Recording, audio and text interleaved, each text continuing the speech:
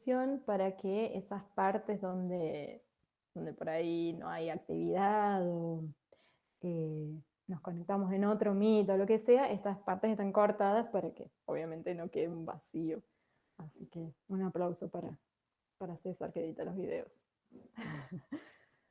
Bueno, si quieren arrancamos y se va a ir sumando gente, y si ven que paro es porque estoy admitiendo más personas que se suman. No sé cómo anduvieron durante la semana, qué les quedó resonando de la última clase, con qué parte se sintieron más, no sé, como que les llegó un poco más, si la parte de discusión o de leer cosas o de algún detalle que por ahí quieran comentar o, a ver, admitimos, o nada, o hablo yo les cuento, está Romy, sí. Lo que voy a hacer es como voy a poner la presentación de la semana pasada, más o menos donde quedamos, voy a ir un poquito más atrás, como para hacer un resumen de hasta donde habíamos llegado, y ahí seguimos, terminamos esa parte y ahí ya arrancamos después con otra cosa. Voy a compartir la pantalla, una ventana, y es este. Bueno, les va a aparecer. Bueno, entonces habíamos visto lo de los desafíos para comunicar la química. Yo me fui un slide, eso, tipo, habíamos visto que lo que era química, después un poco sobre la historia y sobre por qué era importante comunicarla, y después cuáles eran los desafíos más comunes con los cuales nos podemos encontrar cuando vamos a hacer algún tipo de comunicación relacionada con esta disciplina, ¿sí? Y habíamos hablado primero un poco sobre la quimiofobia y ese miedo irracional por ahí que uno tiene con las sustancias químicas, que, de nuevo, no es que esté mal, hay que ser muy crítico siempre sobre lo que uno consume, sobre lo que está ingiriendo, dándole a su cuerpo o dándole al medio ambiente o lo que sea, ¿sí?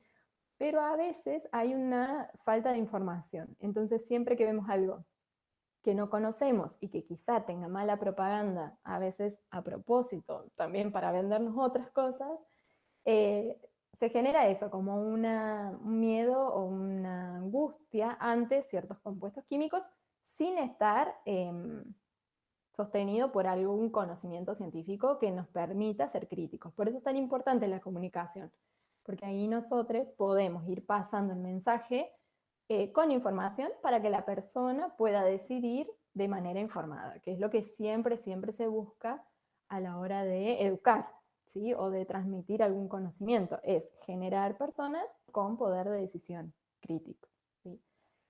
Ahí nos habíamos dividido en grupos, habíamos trabajado con algunas notas, con distintos temas, habíamos buscado un poco las fuentes, y bueno, se armó algo bastante interesante, para mi gusto.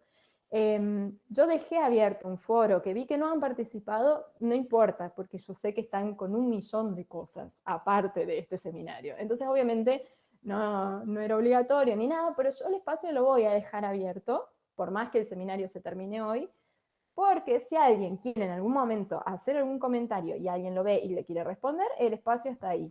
¿Sí? Esto creo que este curso, perdón, el aula virtual va a quedar abierta hasta que se termine la especialización. Entonces, tiempo de intercambio van a tener. Por otro lado, yo les había propuesto una actividad que tampoco era obligatoria y que era ver si se animaban a hacer algún comentario en una red social, a hacer algún intercambio de información con alguna persona o grupo de personas que hayan publicado alguna cosa.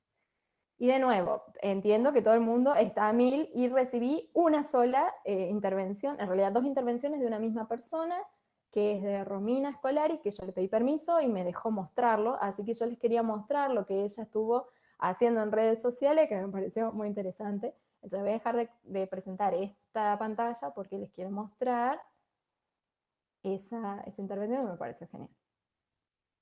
A ver, vámonos. Ustedes vayan hablando si quieren, ¿eh?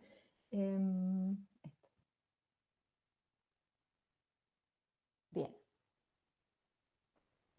Me gustó porque de las 2 intervenciones hubo una como repositiva, tipo, qué bueno esto que estás mostrando, y aparte yo agrego información, Y hubo otra donde, bueno, ella estaba en desacuerdo con lo que estaba publicado y entonces ella trajo su opinión y su punto de vista, pero con sustento. Y eso es lo que estamos buscando, ¿sí? Entonces la primera era un comunicado de un grupo ambiental que se llama Ambientalmente Córdoba, ¿sí? Que contaba que, bueno, ahí ven la publicación, ¿no? Está contando sobre alguna... ¿No se ve? Me dice que hay un Sí, audio. Sí, se ve. No, sí se ve. sí se ve. Uy, claro, ¿querés salir y volver a entrar o...?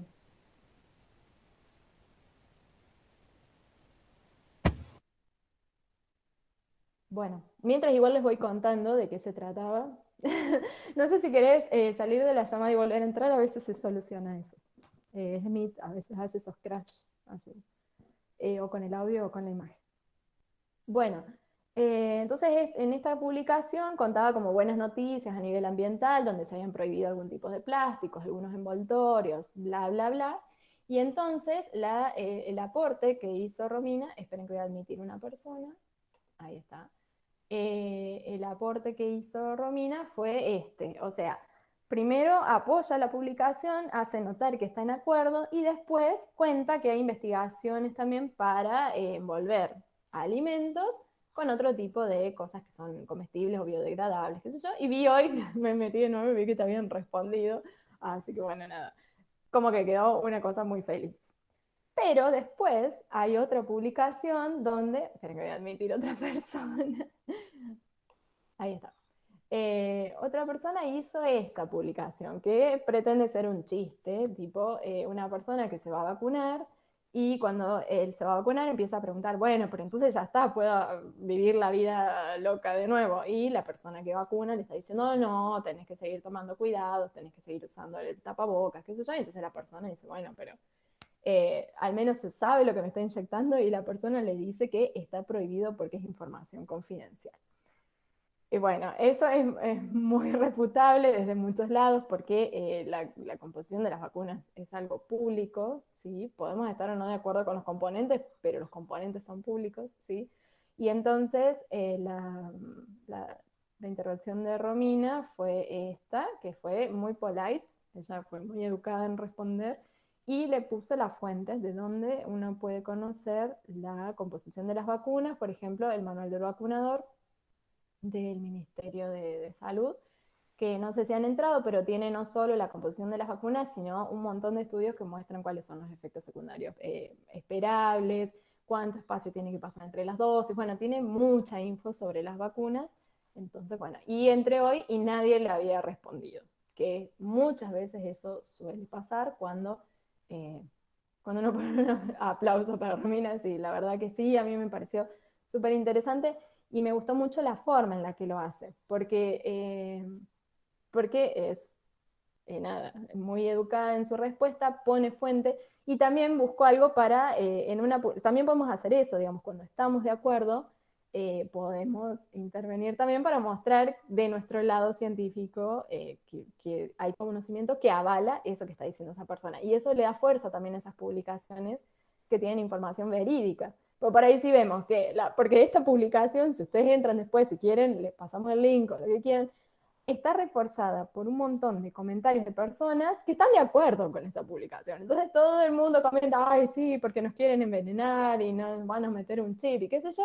Y de repente está el comentario de Romina ahí solito y nadie se atrevió a responderle. Y si van a lo mejor a una que sí tiene información verídica o que está contando algo que está copado, como lo del medio ambiente, no hay comentarios. Entonces también está bueno a veces reforzar con datos científicos algo que está bien, que está probado y que estamos de acuerdo, porque refuerza. Entonces no es que solo vamos a ver como que mucha gente de acuerdo, porque a veces pasa eso, se arma como esa burbuja donde ves, ah, pero si todo el mundo está de acuerdo en que esto está mal, y cuando alguien pone algo que está bien, nadie comenta. Entonces es como que se va armando ese refuerzo de información negativa o errónea. ¿Sí? Bueno, nada, me encantó, muchas gracias Romina. No, nerd, yo vi que pusiste nerd, me pareció genial. Yo creo que esto lo hacemos muchas veces, tratamos de intervenir en redes sociales, pasamos tiempo en redes sociales. Entonces me parece una cosa súper buena que hayas usado ese tiempo para transmitir conocimiento. ¿Sí? Así que muchas gracias. Bueno, si alguien más quiere seguir haciéndolo o lo hizo y no me lo mandó por mail y quiere hablar ahora, o me lo manda después y yo lo cargo en la página virtual, lo que ustedes quieran, esto puede seguir abierto, ¿sí? Voy a dejar de presentar y voy a volver de nuevo a la presentación. Espero que voy a ir cerrando cosas porque mi computadora a veces eh, se traba. Entonces mejor ir de a poquito. Yo veo el chat. Bueno, una ventana. Ahí va. No sé por qué no me dejó cerrar. Ahí está. Ahí está. Bueno, entonces habíamos quedado en eso de la quimiofobia, habíamos tenido el aporte de Romina. Después habíamos hablado un poco sobre los estereotipos que andaban alrededor de lo que es una persona que hace ciencia. Y bueno, y habíamos visto que muchas personas como que hacían foco en la parte negativa de la química y quizá cuando alguien sale una noticia de algo bueno de la química, como por ejemplo esto de los envases biodegradables o qué sé yo, después a los 10 días la gente se olvida y la química vuelve a ser monstruosa, ¿sí? Y les había mostrado esto, a que nos quedamos acá, que era como la gente como que se siente más identificada con artículos de otras disciplinas y los empieza a compartir para que sus contactos tomen conocimiento de esa información, que le parece muy buena, pero cuando se trata de la química casi nadie le interesa compartirlo o que otras personas vean esa información. ¿Sí? Bien, entonces sigamos. Habíamos, la clase pasada alguien mencionó algo, el problema de la posverdad y la pseudociencia, y entonces ese es otro de los desafíos, tratar de ir contra esa información, como lo que acaba de hacer Romina con lo de las vacunas y la composición.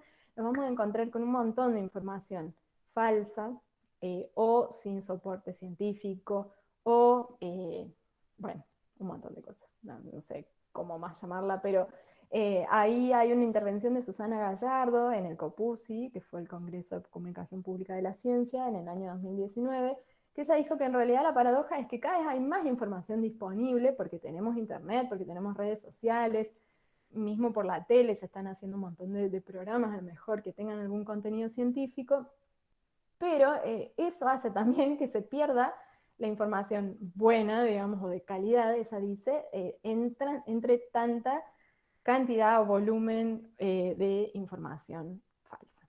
¿Sí? Entonces, esa es la paradoja, y entonces, ¿cómo funciona todo esto de la pseudociencia y la posverdad? ¿Se acuerdan que habíamos hablado de ciencia, protociencia y pseudociencia?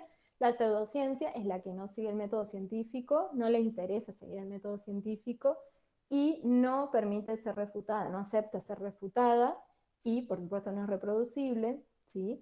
Entonces, ese contenido de información falsa, esos artículos de pseudociencia y toda una corriente anticiencia que se genera, hoy está potenciada por el alcance de la internet, de las redes sociales, las conexiones, y alimentan emociones y creencias, que es en lo que se basan. No se basan en evidencia, sino que se basan en creencias y emociones. Entonces, en la balanza, cuando uno tiene que poner los hechos o la información verdadera o científica en contra de las emociones y la creencia, muchas veces termina ganando esa última parte, la fe, la religión, y entonces las personas, la opinión pública se termina yendo para ese lado. Y ese es un gran, gran desafío que tienen hoy las personas que intentan comunicar ciencia, y no es solo en la química, ¿sí? La otra vez hablamos, acá hay algunos astrónomos y hablamos de lo que de la Tierra plana. Bueno, o sea, digo, estamos como volviendo muchos años para atrás en algunas cosas, mismo teniendo muchísima disponibilidad de datos y de información, de imágenes de satélites, de cosas que en una época eran impensables y ya la gente dijo, "Ah, no, la Tierra no es plana". Y hoy, con todo eso, se arman esas teorías conspirativas de no, la NASA nos está poniendo imágenes manipuladas para que creamos. Bueno, nada, es muy difícil realmente. Bien, entonces sigo. Eh, la ciencia dijimos que se basaba en el método científico. Yo les traje unos videos. Hoy vamos a ver un par de videos porque no armé nada para debatir ni armar salas, pero me gusta ir haciendo como algunos cortos. Entonces les tengo algunos videitos por ahí que terminan de explicar algo que es más fácil con una imagen que con muchas palabras. Entonces ay, qué lindo, Caro, sí, es bastante dibujito animado, es muy sencillo. Yo la verdad no sé si ya han visto método científico. En otro curso de la especialización lo voy a saltar, porque capaz que sí, ¿no? Han visto todas las etapas de método científico, para ponerlo en cuestión. Y sí, en filosofía, pero acá en la especialización. Ah, ¿y ya tuvieron el seminario? ¿Cómo fue? No. Filosofía e historia de la ciencia tuvimos. Ah, ahí está. Entonces Tipo, ya y lo epistemología. vieron ahí.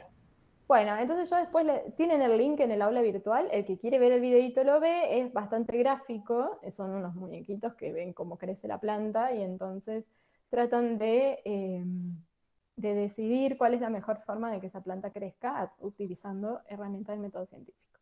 Entonces quien quiere va al aula virtual y mira el videito más tarde, ¿sí? Pero lo que a mí me interesó es, bueno, no, y les traje también una anécdota acá, que no sé si la conocían, pero había una época en la que Laplace publica un libro de mecánica que seguía la línea de Newton y agregaba cosas nuevas. Y en esa época Napoleón le dijo, en sus 5 tomos usted no menciona ni una sola vez al creador. Y Laplace le dice, bueno, es que nunca necesité esa hipótesis. Otros años más tarde, Lagrange, que él era creyente, le dice a Napoleón, ah, pero Dios es una bella hipótesis que explica muchas cosas. Entonces Napoleón va con esa frase y se la dice de nuevo a Laplace, y Laplace le dice, sí, esa hipótesis tal vez puede explicar todo, pero no permite predecir nada. ¿Sí? Entonces, bueno, a mí me parece súper interesante eso, porque es verdad, uno puede explicar muchas cosas con la religión, pero es muy difícil predecir. Y eso es algo que tiene que estar en el método científico. O sea, todo tiene que ir cerrando y, bueno, se puede refutar lo que se había dicho antes si se encuentra evidencia nueva y crear teorías nuevas. ¿Sí?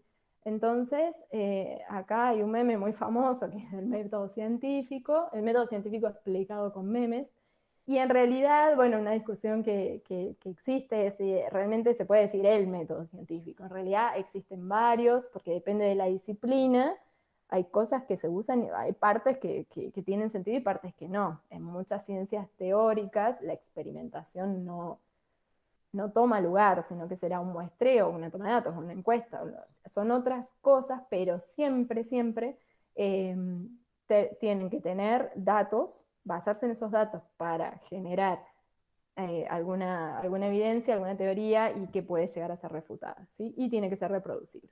Entonces, bueno, yo ahí no me meto porque en realidad en muchas de las ciencias sociales y eso existen como muestreos que tienen que cumplir cierta calidad de... No es que, le pregunto a 10 personas y tengo un muestreo que cumple con el método científico. No, hay un montón de reglas para ese muestreo, como existen en las ciencias duras formas de hacer experimentos que están aceptadas y formas que no, protocolos que se siguen y protocolos que no. ¿Sí?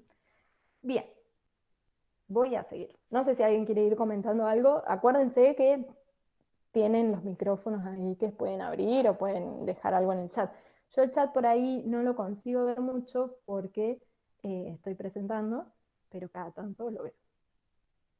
Bueno, esta otra parte que es también un desafío para toda la ciencia, para todas las disciplinas, es cuando se la desprestigia o cuando hay crisis. Y entonces, no sé, o sea, esto depende mucho por ahí de la política también, cuando hay algún gobierno que dice, no, la ciencia no sirve para nada, o le corta el presupuesto, por ejemplo. Entonces, ¿cómo nosotros podemos salir a defender esa ciencia? O sí, a pedir lo que corresponde, a mostrar que la ciencia permite salir de crisis en lugar de ser la parte que se tiene que cortar, ¿no? Y ahí entra mucho el juego de las personas que comunican, porque si las personas no logran entender, el público en general, digamos, no logra entender cuál es la importancia de la ciencia y se cree que la ciencia está hecha para una élite, por una élite, entonces es muy probable que justifiquen un corte, por ejemplo, económico o de presupuesto para la ciencia. Y ahí viene todo lo que habíamos hablado de la ciencia para quién y la ciencia abierta y donde publicamos y un montón de cosas. Pero bueno, ese es otro tema. ¿Sí?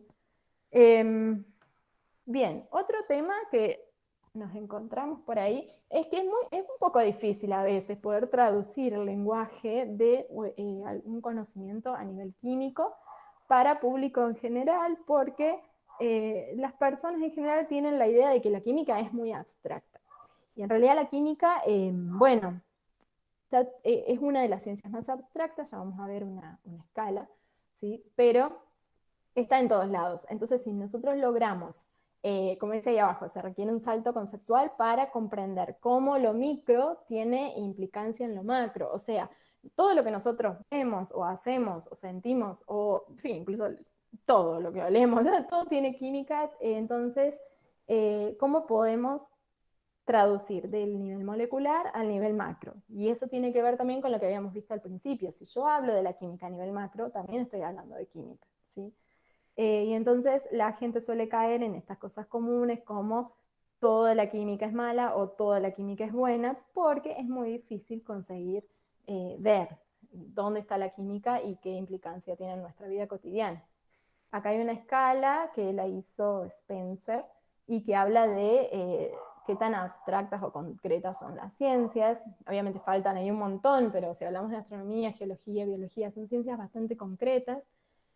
La química y la física tienen algo de cada cosa, y bueno, ya la matemática es totalmente abstracta, y la lógica también, ¿sí? Entonces es como que la química está ahí.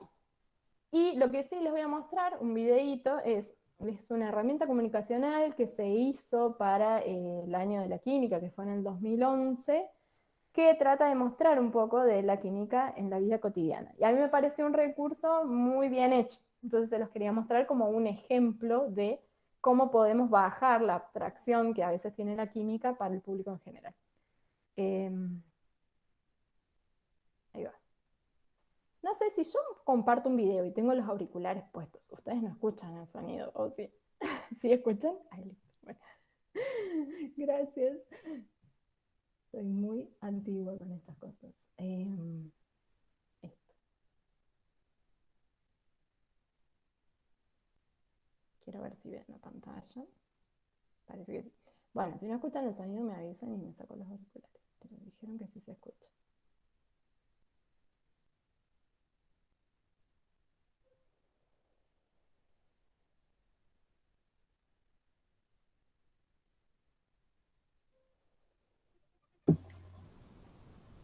No se escucha. No hay sonido.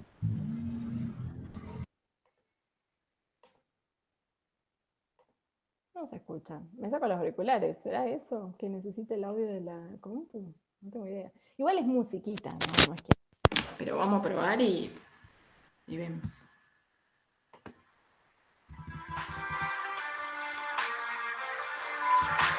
Ahí está. Ahí sí.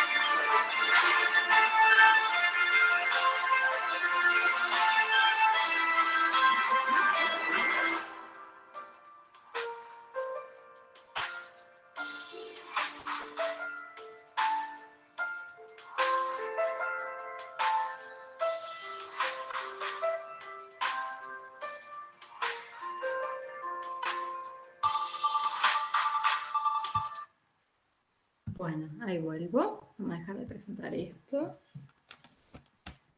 Ahí está. Bueno, nada, a mí me parece un video que está bastante bien hecho y tiene como muchas cosas que muestran dónde está la química en la vida cotidiana y sobre todo para personas jóvenes que están interiorizándose por primera vez en la química, es algo que está bueno. Ese video en general lo mostramos en una actividad que hacemos en la Facultad de Ciencias Químicas con escuelas de secundario, que se llama Divulgando Conciencia, y bueno, nada, siempre como que es el punto de arranque para llamar la atención de adolescentes y niños. Sí, me estaban pidiendo el link, yo lo que puedo hacer es, yo tengo el video, el MP4, lo voy a cargar en la página virtual y se lo descargan y ya se lo quedan, ¿sí? Bueno, vuelvo a presentar. No sé si alguien quiere decir algo. Ustedes interrúmpanme, por favor, estoy hablando sola hoy. Se vinieron menos habladores que la vez pasada.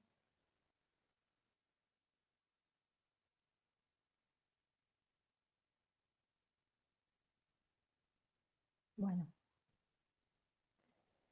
Bien.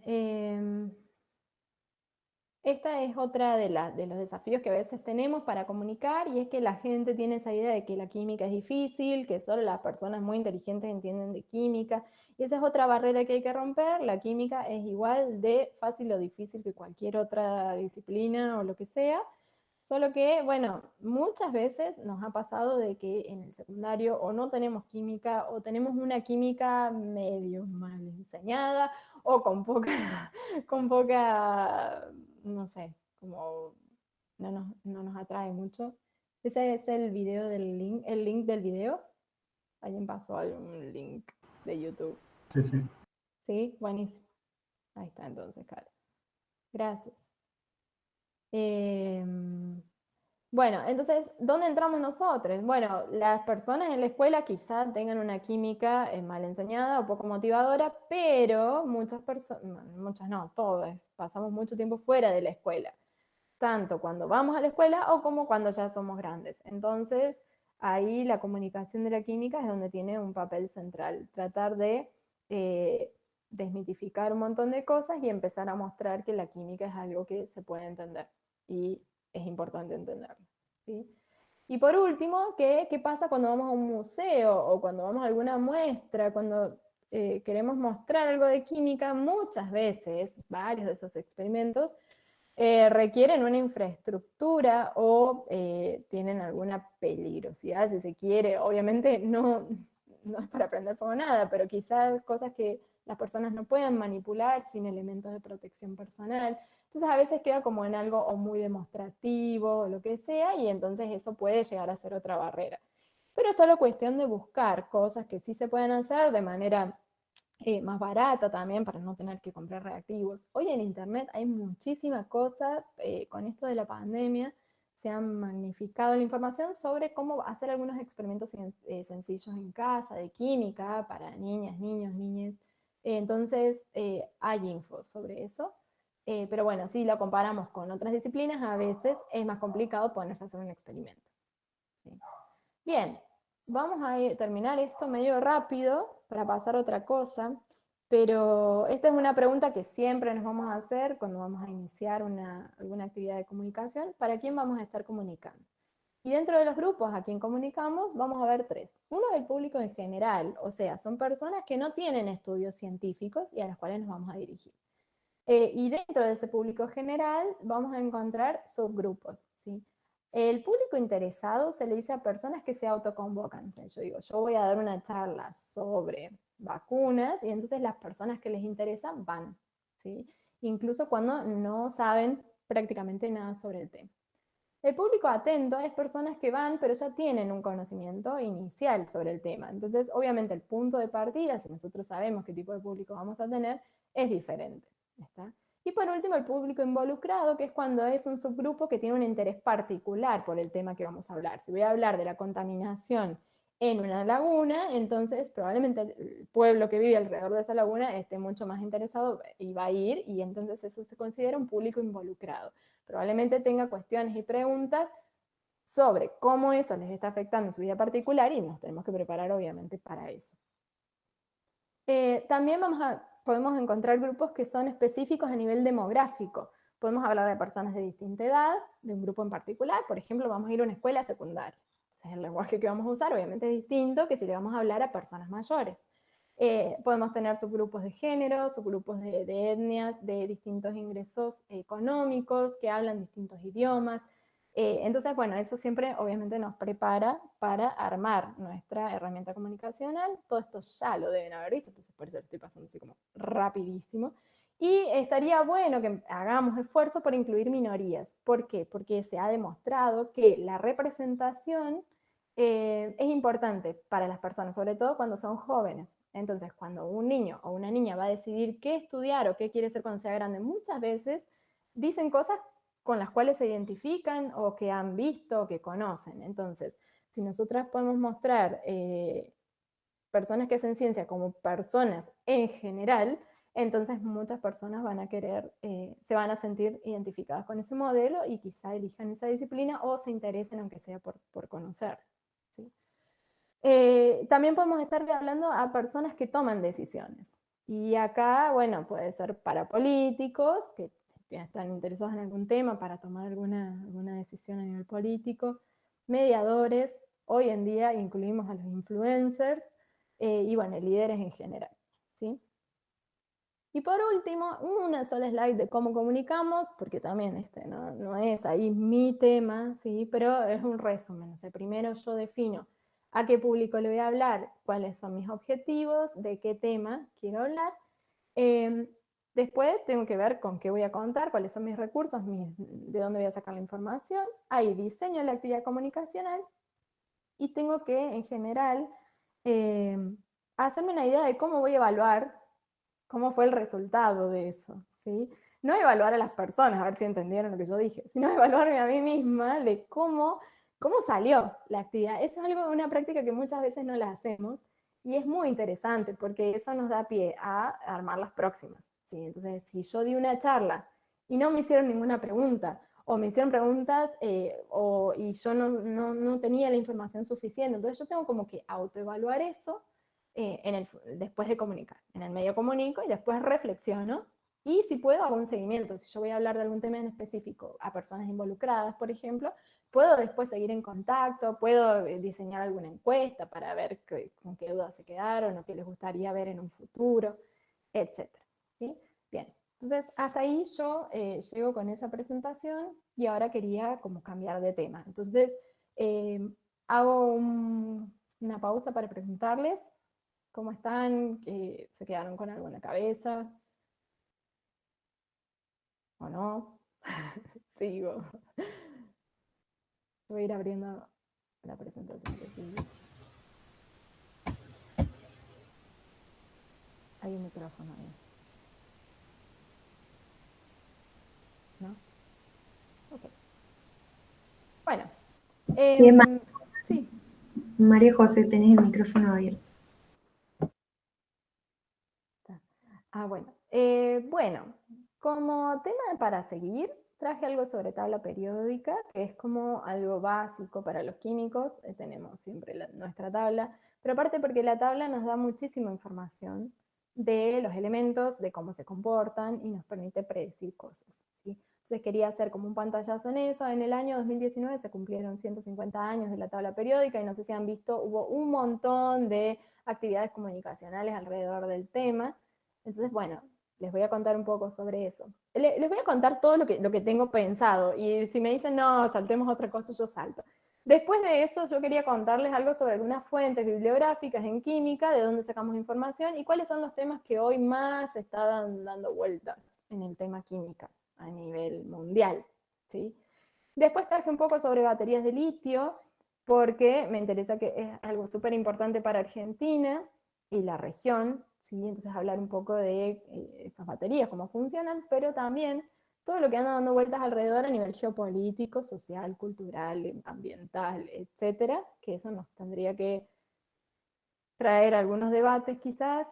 Y para el final, pero me parece que no voy a llegar, tengo algo sobre la química en la pandemia y bueno, cómo ha funcionado la industria química para paliar algunas cosas, ¿sí? Entonces, no sé, si yo sigo, quieren hacer una pausa de 5 minutos, le doy nomás. Siga, siga. Dale, sí. Sigamos, dale. Bueno, entonces yo sigo con tabla periódica entonces.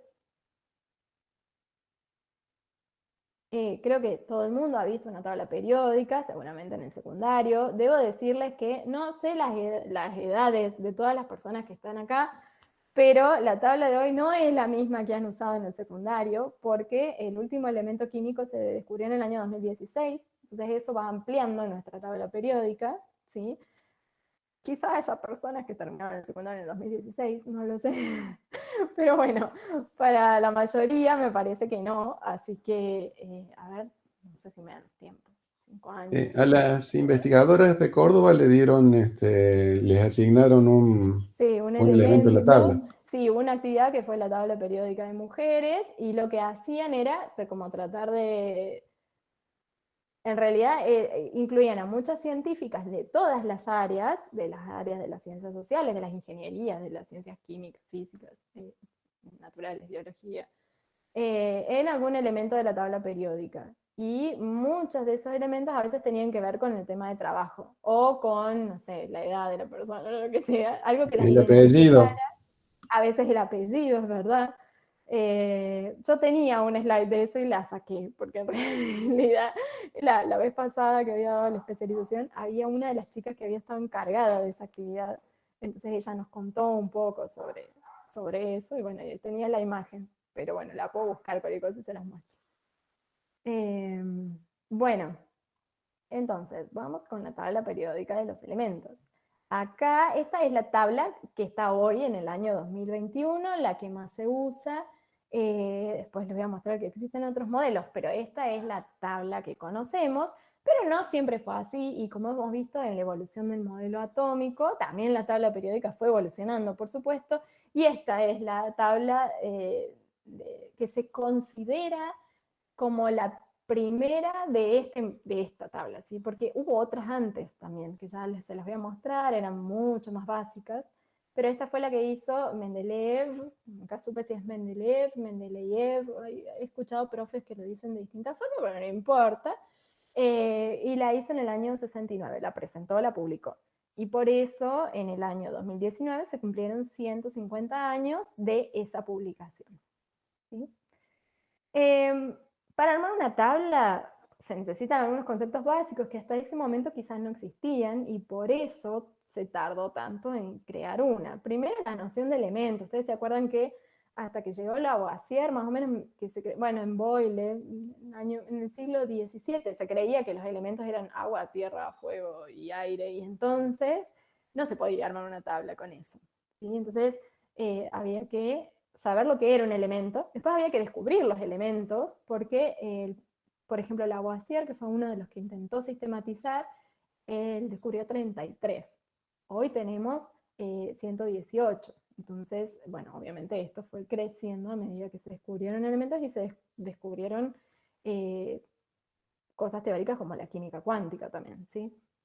Después, cuando uno descubría esos elementos, tenían que observar cómo se comportaban y tenían que darse cuenta que algunos elementos se comportaban de manera parecida y tratar de encontrar algún orden en ese caos, que era tener distintos elementos.